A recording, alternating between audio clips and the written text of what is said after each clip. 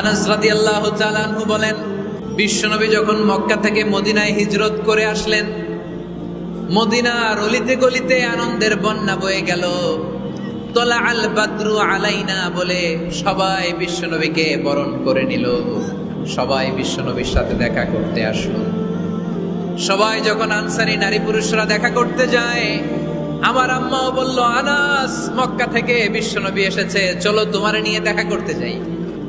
আনাসের মা আনাস রাদিয়াল্লাহু তাআলা আনহু তখন খুব ছোট্ট, তিনি যে দেখে মানুষের ভিড়ে আনাসকে নিয়ে সামনে যাওয়া যায় না।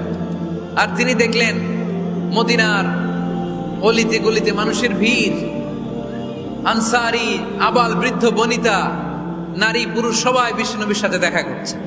আর যারাই দেখা করছে হাতে কোনো না কোনো হাদিয়া নিয়ে বিশ্বনবীর সাথে দেখা করতেছে। সুবহানাল্লাহ কইবেন না? আনাসের মা বললেন, আমি মানুষ ধাক্কাতে ধাক্কাতে বিশ্বনবীর সামনে পর্যন্ত গেলাম, যে দেখি সবাই বিশ্বনবীর হাদিয়া দেয়।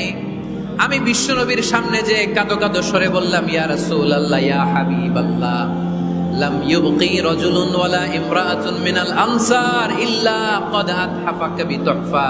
ও নবী, আমি দেখতে পেয়েছি আনসারী এমন কোন নারী নাই, এমন কোন পুরুষ নাই যে আপনাকে আপনার হাতে কোনো না কোনো হাদিয়া দেয় নাই।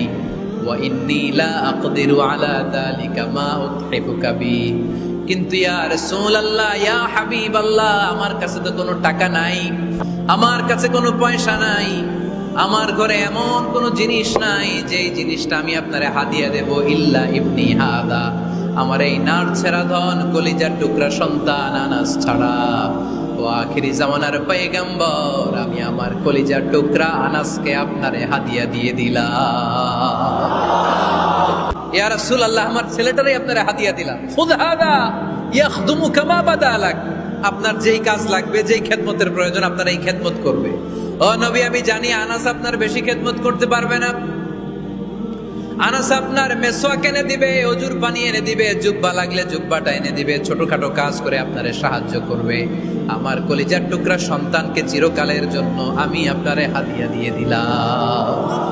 আনাস রাদিয়াল্লাহু তাআলা আনহু বর্ণনা করছেন, আমি দাঁড়িয়ে দাঁড়িয়ে শুনছি আমার আম্মা বলছে আমি নাকি বিশ্বনবীর জন্য হাদিয়া। সুবহানাল্লাহ পড়েন।